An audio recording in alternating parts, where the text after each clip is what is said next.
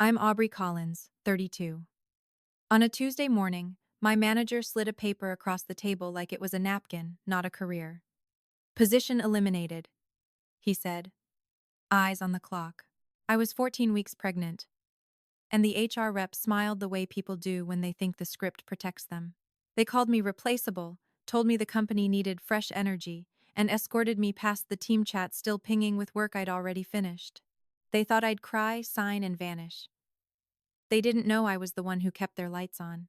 2 years earlier, when their runway was measured in weeks, I wired them the money that stopped the collapse. I didn't do it loudly, I did it legally. And the board meeting next week? It had my name on the cap table. The cardboard box was too clean. HR always has boxes like that, stacked somewhere behind a door. New reinforced corners, no branding, as if a generic container makes a personal cut feel standardized. I packed quietly because the alternative was to say something unforgivable. My desk still smelled like citrus cleaner from Monday's wipe down. I slid my notebook into the box first, the one with the meticulous tabs. Q. One vendor renegotiation, churn analysis, product roadmap notes, and the private tab in back labeled simply, receipts. The office around me pretended not to notice. A few heads dipped lower behind monitors. Someone laughed at a joke from a podcast, too loudly, like volume could erase guilt. My team lead, Miles, stood near the printer, pretending to refill paper. He kept glancing at me and then away, like I was a storm that might change direction. "Do you need help carrying that?" he asked, voice thin. "No," I said. "I can manage." My manager, Brent, had told me to keep it professional. He'd said it like a warning, like I was the unpredictable one. He didn't raise his voice when he fired me. He didn't need to. The cruelty was in the preparation. It had started 3 weeks earlier, right after I told him I was pregnant. I did it in a one-on-one, with a printed medical note tucked into my notebook. Even though I didn't owe him that, I'd said calmly, "I'm expecting. 14 weeks. My doctor says everything looks good." Brent's expression froze into something I recognized from contract negotiations. The face people make when they want to appear supportive while calculating their exit. "That's great news," he'd said, but his eyes went past me to the glass wall, to the corridor where the executive team walked like they owned oxygen. "We'll make it work, of course." The next day, my projects began to shift. A dashboard I'd built that tracked retention by cohort was reassigned to a new hire, Jenna, whose onboarding checklist still included learn internal tools. A vendor call I'd scheduled for a pricing concession mysteriously disappeared from my calendar. When I asked, Brent replied in Slack, "Let's pause that. We're rethinking priorities." I started documenting. Not because I'm paranoid, because I'm trained. My job title said Senior Operations Analyst, but my real function was to see where the truth lived. Truth, in companies like ours, was always trapped in artifacts. Timestamps, spreadsheets, version history, meeting minutes. I knew how to pull them. I knew how to store them. So when Brent stopped including me in weekly forecasting, I took a screenshot of the invite list before it changed. When he introduced a performance improvement alignment plan, without using those exact words, I saved the email with headers. When HR sent me a wellness resources link 2 days after I announced my pregnancy, I noted the date. It wasn't illegal to send a link. It was just interesting timing. Then came the meeting. It was a Tuesday at 9:07 a.m., in conference room C, the one with a crooked framed poster about teamwork. Brent sat across from me with his laptop closed, which meant he wasn't there to listen, he was there to deliver. HR was there too, Kendra, who wore beige like a moral choice. Her hands rested on a folder as if she'd rehearsed the placement. "Aubrey," Brent began, "we've been evaluating the structure of the department." I waited. Silence makes people fill it with their real intentions. "Given the current business needs," he continued, "we're eliminating your position. Specifically my position," I said. "Or my responsibilities." He gave a small shrug. The kind people do when they've decided details are beneath them. "We'll distribute tasks. Cross-functional support." Kendra slid the paper toward me. "This is a separation agreement. It includes 2 weeks of severance." I stared at that line. 2 weeks. I'd been there 5 years. I'd saved them more than that in 1 quarter by catching billing leakage in a vendor contract that was quietly charging us for unlicensed seats. I'd built the risk model that convinced the board we could survive the previous year's downturn. 2 weeks was what you give someone you want gone fast, not someone you respect. Why now? I asked, keeping my voice even. Brent's eyes flicked to Kendra, then back. It's not personal. Your role is replaceable. Replaceable? There it was, said out loud. Like a verdict. I'm the only person who knows the vendor compliance framework, I said. We have documentation, Brent replied. I almost laughed. I wrote the documentation. In the last 2 months, he'd blocked my access to the shared drive folder where it lived. Kendra cleared her throat. We want to make this as smooth as possible. We're asking you to sign today. No, I said. Brent's face tightened, a pinched irritation like I'd spilled coffee on his shoes. Aubrey, I won't sign something I haven't reviewed, I said. Send it to my personal email. I'll have counsel look at it. Kendra's smile stayed in place, but her eyes hardened. We can do that, but the severance is contingent on signature. I understand, I said. I still won't sign today. Brent leaned back as if he'd expected tears, not clarity. We'll have it escort you to collect your things. And then you'll need to return your badge. It never escorted anyone who quit. They escorted people the company feared. When I stepped back into the open office, my Slack was already logged out. My access to the internal wiki was gone. My calendar went blank. The speed of it would have been impressive if it hadn't been so cowardly. I packed the box. Stapler. Notebook. A little cactus someone gave me in year 2, still alive because I always watered it on Fridays. I didn't take the framed photo from the company holiday party because it wasn't my memory to keep anymore. As I walked out, I caught Jenna's eyes. She looked away fast. She had no idea she'd been hired as a blade. Outside, the air was sharp, winter trying to remind everyone who was in charge. I stood by my car with my box on the hood and took one deep breath, slow enough to keep my hands from shaking. Then I opened my phone and did what I always did when a system broke. I pulled up my file. Receipts wasn't a metaphor. It was a folder, encrypted, backed up, dated. Inside were the things most people never think to save. The email where Brent wrote, "Let's consider whether now is the right time for Aubrey to remain in such a demanding role," sent 2 days after I disclosed my pregnancy. The meeting notes where the CFO said, "We need to cut costs without spooking investors." The org chart drafts with my name removed before the restructure was announced, and a document Brent didn't know existed. A copy of the company's capitalization table from 2 years ago, the one I received because of a private agreement signed in ink, not in Slack. 2 years earlier, the company had been bleeding. Their Series B had stalled. Payroll was due. The CEO, Damon Rusk, had held an all-hands transparency meeting where he used words like temporary and resilience and family. He didn't mention the part where the bank account was thin enough to see through. That same week, Damon asked me to meet off-site. Not at the office. At a quiet coffee shop near the freeway, where the tables were sticky and the lighting was forgiving. He arrived late, looking like someone who'd been arguing with numbers all night. "We're going to be okay," he said before he even sat down, like he needed to hear it out loud. I stirred my tea. "How okay?" He rubbed his forehead. "If we bridge the gap, 6 months.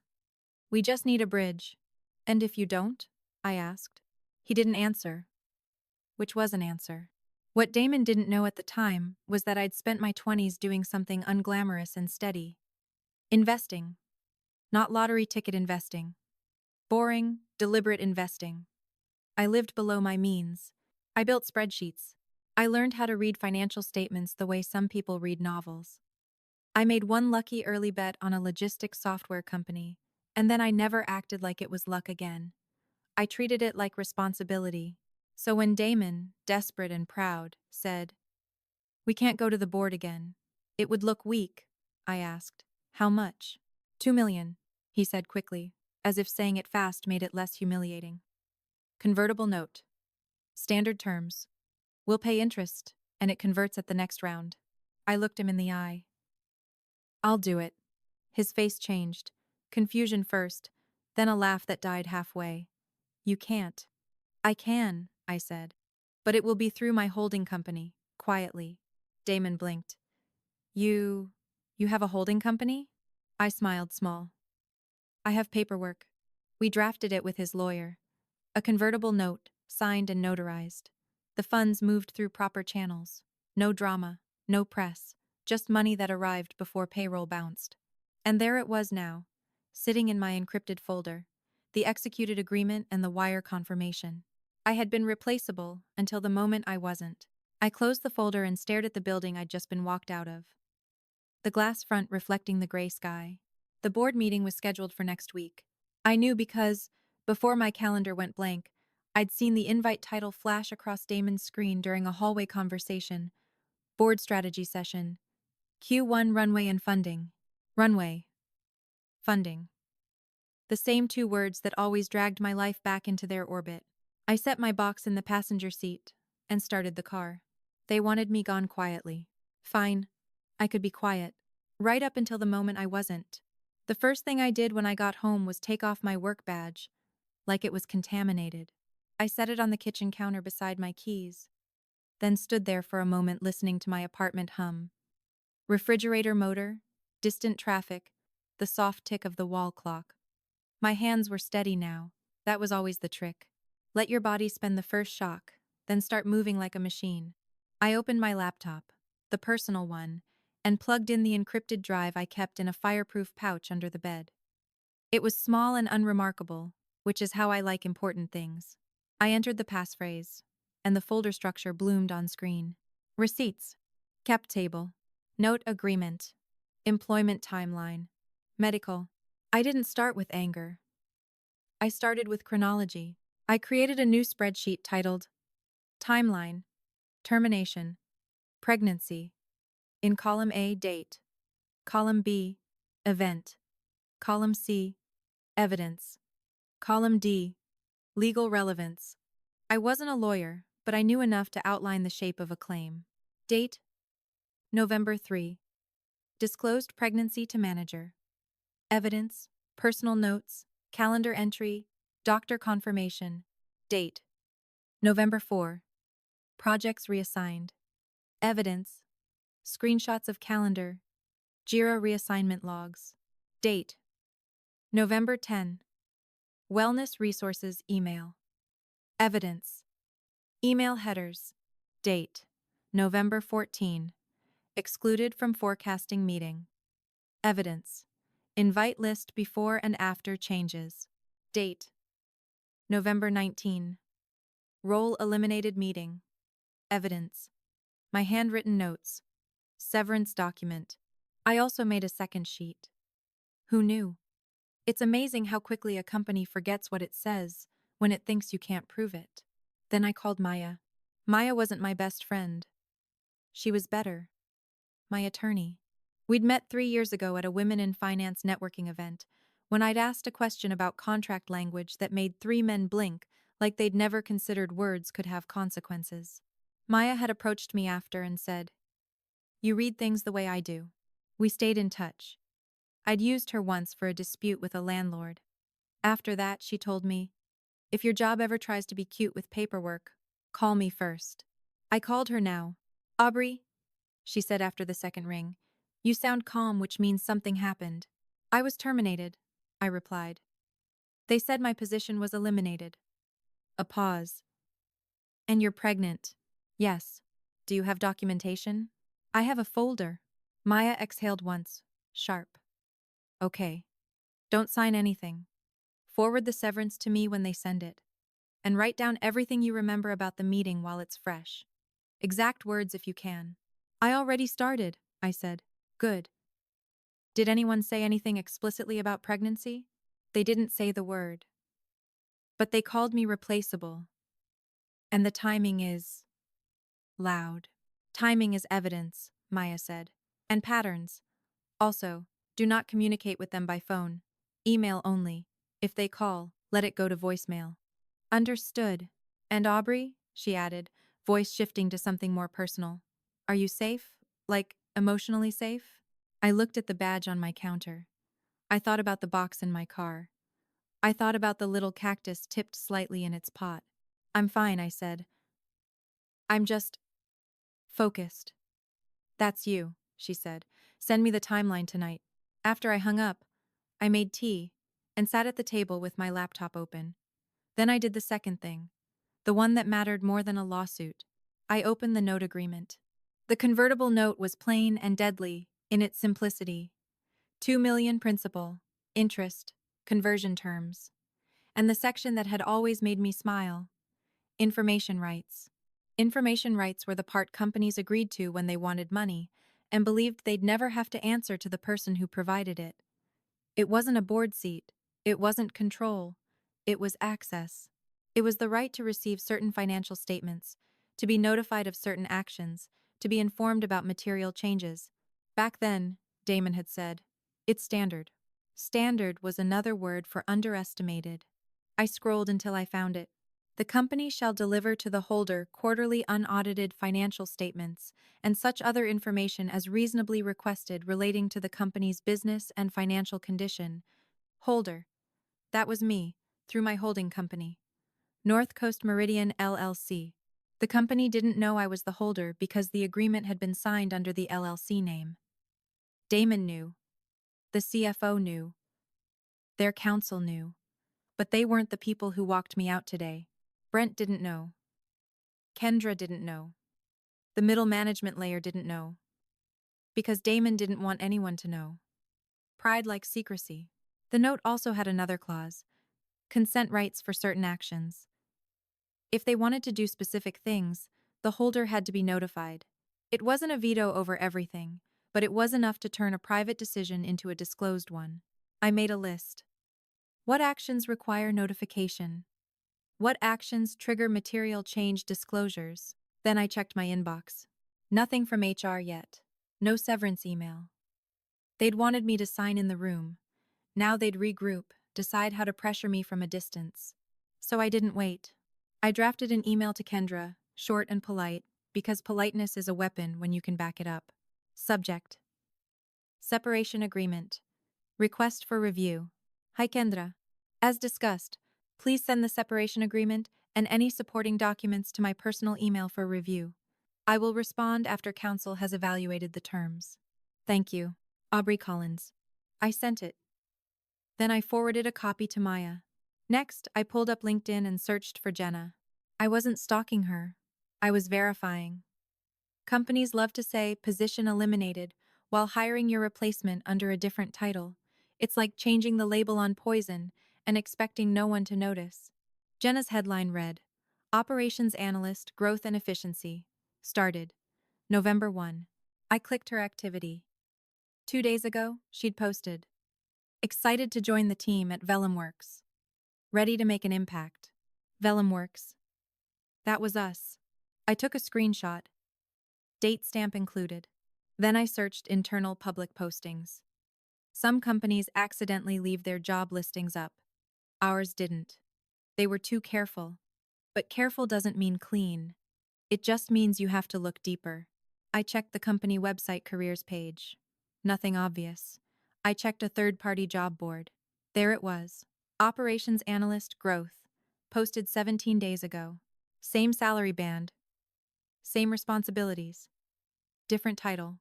I saved the page as a PDF and added it to the folder. Receipts isn't just proof. It's pressure. Around 8:40 p.m., my phone buzzed with a calendar notification I shouldn't have been getting anymore.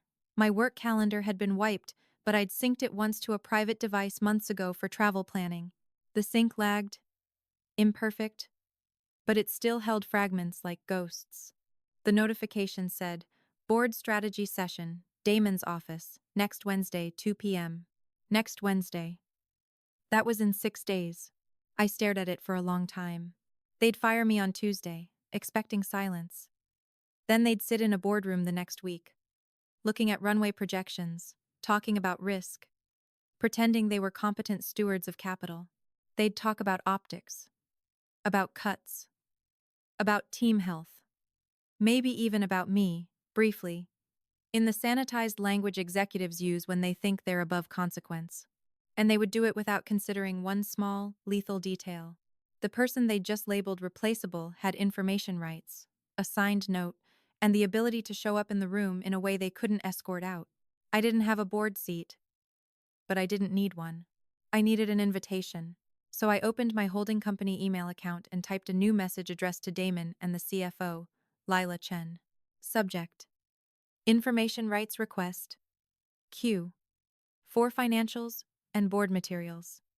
Damon, Lila, per North Coast Meridian LLC's information rights under the executed convertible note dated the 12th of March 2024, please provide the following. 1. Q. 4 unaudited financial statements. Profit and loss. Balance sheet. Cash flow. 2. Current cap table. 3. Materials to be distributed at the upcoming board meeting, including runway projections and planned restructuring documentation. Thank you. Aubrey Collins. Authorized Representative. North Coast Meridian, LLC. I read it twice. No threats. No emotion. Just a reminder that I existed in the only language they respected. Obligations. Me finger hovered over send. Then I remembered Brent's face when he said replaceable. The small shrug, the casual disposal. I hit send. A message delivered doesn't make a sound, but it changes the air. I sat back and let myself feel one thing, briefly. Not rage, not grief. Anticipation. Because now, they had a problem. They could ignore Aubrey the employee. They couldn't ignore North Coast Meridian LLC. The next morning, my phone started ringing at 7:12 a.m. Unknown number. I let it go to voicemail. It rang again at 7:15. Then again at 7:18. The fourth call came from a number I recognized. Damon. I watched it buzz across the screen like a trapped insect. I didn't pick up. I poured coffee instead. Slow and careful. The way you move when you want your nerves to believe you're in control. By 7:26, I had 3 voicemails. I didn't listen yet. I opened my email first, because email is evidence and voice can be denied. There it was. A reply from Lila Chen, the CFO. Subject: Information rights request. Q. For financials and board materials. Aubrey. Received. We will have our counsel review the request and follow up. Lila. Short. Tight. Corporate. The kind of reply that means someone is already sweating but refuses to admit it. Then, a second email came in from Kendra in HR. Subject: Separation agreement. Aubrey. Attached, please find the separation agreement. Per our discussion, severance is contingent upon signature within 5 business days. Please return company property by end of week. Regards, Kendra. I downloaded it and saved it without opening. First to Maya, then to my folder. Then I clicked play on Damon's voicemail. Aubrey, Damon said, voice pitched too friendly, too fast. Hey, I heard. I heard you're no longer with the company. I just wanted to check in. There must have been a misunderstanding. Call me back. We should talk before this gets complicated. Before this gets complicated. That was the first honest sentence he'd said in years. The next voicemail was from Brent, which made me laugh out loud, once, sharply. He must have gotten wind that Damon was panicking. Aubrey, Brent said, voice low like we were sharing secrets. Listen, I want to clear the air. You know this wasn't personal. There's just pressure right now. If you want to come by and talk, we can figure out next steps. Next steps. He meant, please stop whatever you're about to do. I didn't reply to either voicemail. I forwarded them to myself with timestamps and saved them. Then I opened the separation agreement. It was exactly what I expected. A waiver of claims. A non-disparagement clause broad enough to muzzle me from speaking about my own experience. A confidentiality provision that tried to wrap my entire employment in silence like shrink wrap. 2 weeks severance, in exchange for my voice, my rights, and my ability to warn anyone else. It also had a clause about returning company property and confirming I hadn't retained any proprietary information, including copies of documents. They wanted me to swear I'd left clean. I didn't retain proprietary information. I retained evidence of their behavior. Those are different things, and I knew how to keep them separate. Maya called around 9 a.m. "I've reviewed what you sent," she said. "This agreement is aggressive for 2 weeks. They want me quiet," I replied.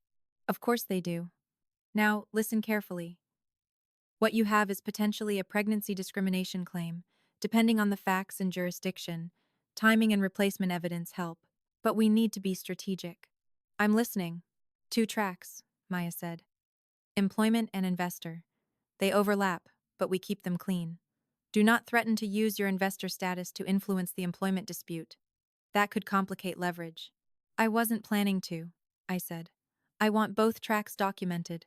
"Good. First, I'll draft a response to HR that you're reviewing and that you dispute the characterization of role elimination given evidence of hiring. Second, investor side. Your information request is valid, but they're stalling by involving counsel. They may try to claim it's not reasonable. So we make it reasonable," I said. Maya made a small approving sound. "Exactly. Also, do not go to the office alone. If you return property, do it with a witness or via tracked shipping." I looked at my badge on the counter. "I can mail everything." "Do that," she said, "and keep copies of the shipping receipts. All of it matters." After we hung up, I opened my receipts folder and built what I called the packet. The packet wasn't emotional. It wasn't vindictive. It was clean, chronological, and damning. Tab 1. Timeline of events. Tab 2. Proof of pregnancy disclosure date. Tab 3. Evidence of project reassignments. Tab 4. Exclusion from meetings. Tab 5. Job posting for replacement role. Tab 6. Jenna's start date. Tab 7. Severance agreement highlights. I added a cover page with one sentence. "I am prepared to pursue all available remedies." It wasn't a threat. It was a statement of capacity. Then I did something that made the situation irreversible. I filed an internal investor notice. North Coast Meridian LLC had a relationship manager at the company's legal counsel firm because in the past they'd routed communications through them. I found the email chain from 2 years ago, the one with the subject, "Convertible Note Execution, North Coast Meridian, LLC." I replied to it, keeping the thread intact like a spine. Subject: Convertible Note Execution, North Coast Meridian, LLC. Counsel: Please confirm receipt of the information rights request sent to Damon Rusk and Lila Chen on the 24th of January 2026. Please advise expected timeline for delivery of requested materials. Regards, Aubrey Collins. Authorized Representative, North Coast Meridian, LLC. I attached the note agreement excerpt showing the information rights clause. No interpretation, no commentary. Just the contract speaking. By noon, I received a new email. From Damon. Subject: Let's talk. Aubrey, I'm surprised to hear you were terminated. I wasn't involved in that decision and I want to understand what happened. Separately, I saw your request under North Coast Meridian. Happy to provide what you're entitled to, but would appreciate a conversation. Can you come in today? Damon. Surprised. He was either lying or admitting incompetence. Neither helped him. I replied with one sentence. Damon, please coordinate any discussions through counsel. For now, please fulfill the information rights request in writing. Thank you. Then I did something else. I opened my calendar and scheduled my prenatal appointment for Friday, as planned. I refused to let them steal my body's rhythm. The baby didn't know about corporate cruelty. The baby only knew blood flow, warmth, and whether I could keep my stress from turning into chemistry. At 2:14 p.m., Lila replied again. Subject: Information rights request. Q4 financials and board materials. Aubrey, we can provide Q4 financials and the current cap table by end of day tomorrow. Regarding board materials, those are confidential and distributed only to directors. Please advise if there is a specific purpose for the request. Lila. There it was. The pivot. The attempt to limit. Board materials confidential, directors only. They were counting on me not knowing how my own document worked. But I wrote the clause into the note negotiation myself. I remembered every word. I opened the agreement and searched for board. There was no exclusion. It said such other information as reasonably requested relating to the company's business and financial condition. Board materials about runway and restructuring relate directly. I typed back, calm as a surgeon. Leela, thank you. The purpose is to evaluate North Coast Meridian LLC's investment position and the company's financial condition, particularly as it relates to runway, planned restructuring, and any actions that may constitute material changes. Please include the runway projections and restructuring documentation in the materials provided. Regards, Aubrey. Then I waited. Waiting isn't passive if you're preparing. I spent the afternoon doing what I always did before a high-stakes meeting. I mapped the room. I pulled up the names of board members from the last investor update I'd received. 3 were venture partners, from Pinnacle Crest Ventures. One was an independent director, Suresh Patel, who'd once been a CFO and had a reputation for detesting sloppy governance. Damon was there, obviously. Lila attended, and sometimes the head of HR joined when workforce planning was on the agenda. Workforce planning. That phrase made termination sound like weather. I also researched the investors. Pinnacle Crest had a public reputation. Aggressive growth, brutal cuts, clean exits. The kind of firm that says people are their most important asset while treating them like disposable line items. But firms also cared about one thing more than growth: avoidable legal risk. If Vellum Works had terminated a pregnant employee under the pretext of restructuring while simultaneously hiring for the same role, that was risk. If that employee also held a convertible note and could request information, that was leverage. Not because I'd blackmail anyone, because their own rules forced them to acknowledge me. By evening, another email arrived. This one wasn't from Damon or Lila. It was from the company's outside counsel. Subject: North Coast Meridian LLC, information request. Miss Collins, we represent Vellum Works, Incorporated. We are reviewing your request and will respond accordingly. Please direct future communications regarding investment matters to this email address. Sincerely, Harrison and Lowe, LLP. Translation: We're taking you seriously now. I leaned back in my chair and looked at the ceiling. This was the moment the climax began. Not in a boardroom yet, not in a courtroom, but in that quiet shift, when a company realizes the person it tried to discard can speak in a language it can't ignore. I opened the packet again and added a new tab. Tab 8. Investor Communications. I saved the emails, the counsel notice, the voicemail timestamps. I exported everything to PDF, because PDFs don't accidentally change. Then I drafted one more message, this time to Suresh Patel, the independent director. I didn't have his personal email, but I had an old thread from a company-wide announcement where he'd been CC'd. I pulled the address and typed carefully. Subject: Governance concern. Request for appropriate channel. Mr. Patel, I'm reaching out to confirm the appropriate channel for raising a governance concern as it relates to a recent employment termination and its intersection with investor information rights.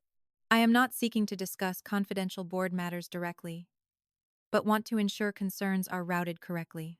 Regards, Aubrey Collins, Authorized Representative, North Coast Meridian, LLC.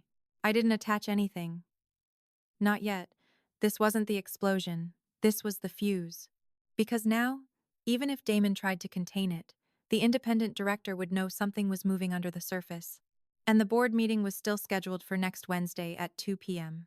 6 days. 6 days for them to decide whether to handle this like adults or like cowards.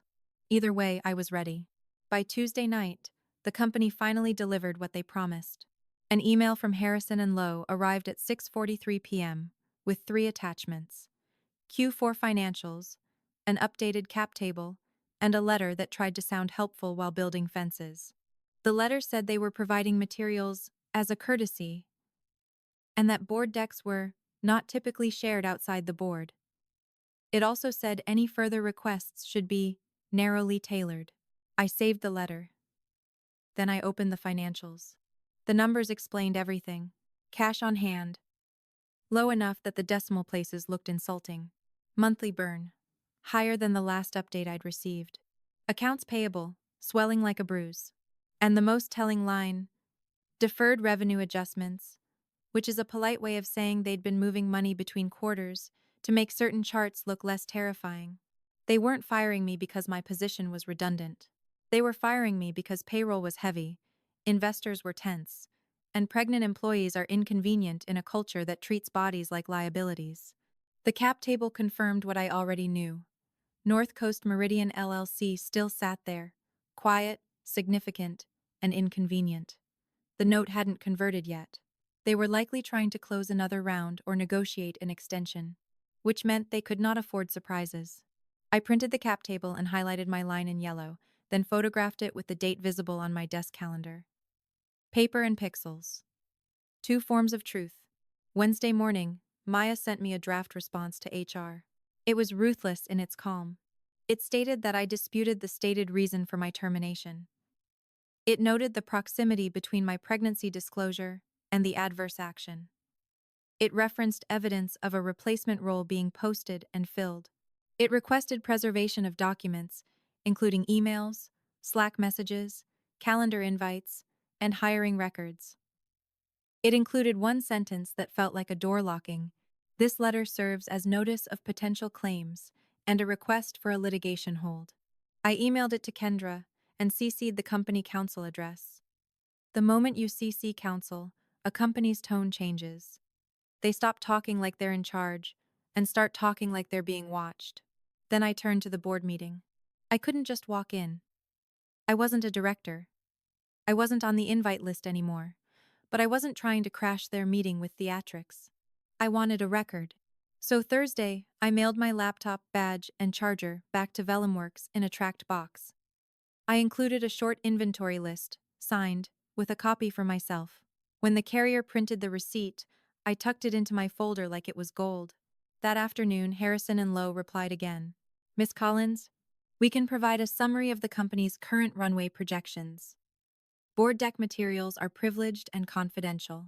Attached was a 2-page summary, vague in the places that mattered, polished in the places that didn't. It said runway was approximately 6 months, depending on strategic initiatives. It mentioned operational efficiency, which was code for layoffs. It didn't mention my termination, of course, but the summary was enough, because I didn't need their deck. I needed them to admit that restructuring was a material event they were discussing at the board level while simultaneously using it as a pretext for targeting me. Saturday morning, I got my answer. A reply from Suresh Patel. Miss Collins, thank you for your note. Governance concerns are typically routed through the board chair or council. Given your reference to investor rights, I recommend you send any formal concern to the company's outside counsel and request that it be shared with the board. Regards, Suresh Patel. I stared at that email for a long moment. Suresh didn't offer sympathy. He offered process. Process was perfect. Process was how you get truth into rooms you aren't allowed to enter. I drafted my formal concern as a letter. Not an email rant. A letter. Labeled. Dated. With attachments numbered like exhibits. Subject. Formal governance concern and investor notice. To Harrison and Lowe LLP, please consider this a formal notice from North Coast Meridian LLC of a governance concern and request that this communication be distributed to the Board of Directors in advance of the board strategy session scheduled for January. Arshaba, Liantianling Arshalu. I kept the language measured. No adjectives. No accusations without support, just facts and supporting documents. I laid it out in 3 sections. 1. Investor concern. Material operational changes. I referenced their runway summary and asked whether planned workforce reductions and restructuring constituted a material change requiring investor disclosure. 2. Employment-related risk. Termination following pregnancy disclosure. I stated the date I disclosed my pregnancy to my manager, the date my work began being reassigned, the date I was terminated. Then, I included the public job posting and Jenna's start date, demonstrating replacement. 3. Preservation request. I asked for immediate preservation of communications related to my termination, restructuring, and hiring for the replacement role. Specific systems. Email, Slack, calendar, Jira, Harrius, ATS. Then I attached exhibits. Exhibit A, timeline spreadsheet PDF. Exhibit B, screenshot of replacement job posting with date. Exhibit C, LinkedIn screenshot showing replacement start date. Exhibit D, severance agreement excerpt showing broad waiver and non-disparagement. Exhibit E, voicemail transcript excerpts where Damon requested I speak before this gets complicated. I didn't attach medical information. I attached my calendar note referencing the disclosure date and a copy of the email I sent Brent afterward summarizing our conversation, which he'd never responded to. The kind of email people ignore when they think it won't matter. It mattered. I sent the letter Sunday night. Clean, simple, undeniable. Monday morning, my phone rang again. Damon. I let it go to voicemail. Aubrey, he said, voice tight now, stripped of friendliness. You are making a serious mistake. This is not how we handle things. Call me back. We can resolve this privately. Privately. That word always meant without witnesses. At 11:30 a.m., Lila emailed me from her personal address, which told me she didn't trust her company inbox anymore. Aubrey, please. You know this is bigger than Brent. Can we meet? Not as adversaries. I replied the same way I'd been replying all week, in writing, through structure. Lila, all communications will remain in writing. Please coordinate through counsel. By Tuesday afternoon, Harrison and Lowe sent a final email. Miss Collins, we acknowledge receipt of your materials and will share your correspondence with the board in advance of the meeting. No apology, no denial, just confirmation that my evidence would sit in the board packet like a blade. That night, I lay in bed with my hand on my stomach, feeling the small, steady insistence of life. The baby wasn't moving yet. Not really, but my body was changing in ways I couldn't ignore. I thought about what they'd done, not just to me, but to the idea that women should be grateful for whatever scraps a company throws at them, to the assumption that if you're calm, you're weak. They were about to learn something. The board meeting would not be quiet. Not because I would scream, because I had made it impossible for them to pretend they hadn't heard. Wednesday arrived like a verdict. At 1:47 p.m., I sat at my kitchen table with my laptop open, not because I planned to join their board meeting, but because I wanted a time-stamped record of every message that came in while they sat behind glass pretending they controlled outcomes. I'd been calm all week, but calm doesn't mean painless. It means disciplined. At 1:58, my phone buzzed with a new email from Harrison and Lowe. Subject: Update. Miss Collins, the board has received your correspondence. We will follow up after the meeting concludes. After the meeting concludes. That meant the letter was in the room. That meant my exhibits were in the packet. That meant every person around that table now knew the company had fired a pregnant employee under the label of restructuring while actively hiring for the same job. I pictured Damon reading the cover page and trying to keep his face neutral. I pictured Leela calculating how much this could cost if handled badly. I pictured a venture partner's eyes narrowing, not out of empathy, but out of annoyance that risk had been introduced without their consent. The first call came at 3:21 p.m. It wasn't Damon. It was a number I didn't recognize, but the caller ID showed the firm name, Pinnacle Crest Ventures. I let it go to voicemail, because voice conversations are where people try to charm you into concessions. The voicemail was short. Miss Collins, this is Daniel Crew from Pinnacle Crest. Please call me back today regarding your correspondence to the board. Daniel Crew, one of the venture partners. I didn't call back. I emailed. Subject: Board correspondence. Mr. Cree, thank you for reaching out. I'm happy to communicate in writing. Please direct any questions via email. Regards, Aubrey Collins. 2 minutes later, Harrison and Lowe emailed again. Miss Collins, the company would like to explore a resolution regarding your employment termination and related concerns. Are you available for a call with counsel tomorrow? Resolution. That word can mean anything. It can mean money. It can mean reinstatement.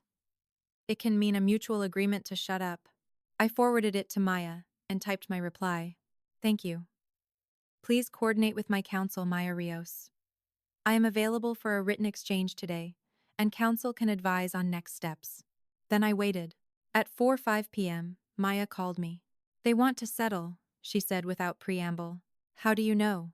I asked. I just got an email from their counsel requesting a call. They never do that this fast unless the board told them to make it go away. Make it go away, I repeated softly. Also, Maya added, they asked about your investor status. They're realizing the overlap is a nightmare. Good, I said. What's our posture? We're firm and clean, she replied. We separate the claims. Employment side, wrongful termination, pregnancy discrimination exposure, plus retaliation risk if they try to smear you. Investor side, governance failures and disclosure issues. You don't trade one for the other explicitly, but both pressures exist.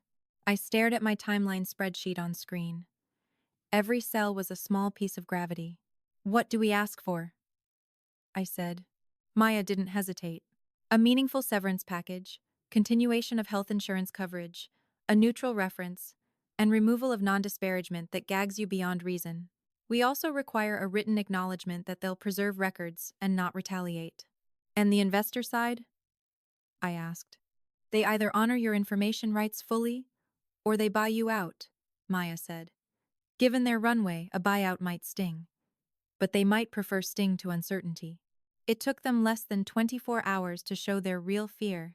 Thursday morning, we got a term sheet from Harrison and Lowe. It offered 8 weeks of severance, 2 months of COBRA reimbursement, and a neutral reference statement. It also included a mutual non-disparagement clause. Less aggressive than the first one, but still broad enough to smother me. 8 weeks.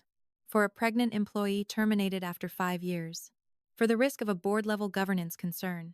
For the embarrassment of being caught hiring my replacement while calling me eliminated. I let Maya respond. She countered with something that made my breath catch. 24-week severance. 6 months of health coverage reimbursement. An agreed-upon statement of separation. Role eliminated due to restructuring, plus acknowledgement that I was eligible for rehire. Mutual non-disparagement narrowed to false statements only. No confidentiality about the underlying facts of unlawful conduct. Attorney's fees. And then, on the investor track, she requested a formal investor update detailing runway, restructuring scope, and any planned fundraising, delivered to North Coast Meridian LLC within 5 business days. The company replied by the end of the day. Their urgency was almost comical now. They agreed to 16 weeks severance and 4 months health coverage, with negotiation on language. They also agreed to provide a formal investor update. They did not agree to no confidentiality, but they softened it. Confidentiality about settlement terms, not about my experience or facts required by law. Maya called me again. This is good, she said. We can push a bit more. But we're close. How do you feel? I looked around my apartment. The quiet was different now. Less like exile. More like space. I feel like I can breathe, I said. I want enough coverage to get through the pregnancy without panic. I want the reference clean. And I want them to understand they don't get to erase me. They understand now, Maya said. They hate it, but they understand. We finalized over the next week. The final agreement looked nothing like the paper Brent slid across the table.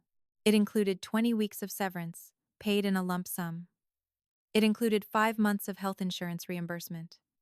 It included a neutral reference and a written confirmation of my job title and dates of employment. It included a clause stating the company would not contest unemployment benefits. It included a narrow non-disparagement clause tied only to false statements, not to my ability to discuss what happened with my doctors, my family, or government agencies, and it included an explicit non-retaliation provision. On the investor side, they delivered the investor update, comprehensive and nervous, detailing that runway was closer to 4 months unless they reduced headcount and renegotiated vendor contracts. They were pursuing bridge financing. They also disclosed that they were reviewing internal processes related to employment decisions. Translation. The board had demanded a scapegoat. 2 weeks later, I received one more email, forwarded from a contact still inside the company. Subject: Leadership Update. It was a company-wide announcement. Brent had transitioned out of Vellumworks. Transitioned out. The corporate euphemism for removed. Kendra stayed, but HR instituted a new policy requiring legal review for any termination involving protected categories. Damon, according to the Whisper Network, was furious at being blindsided and humiliated.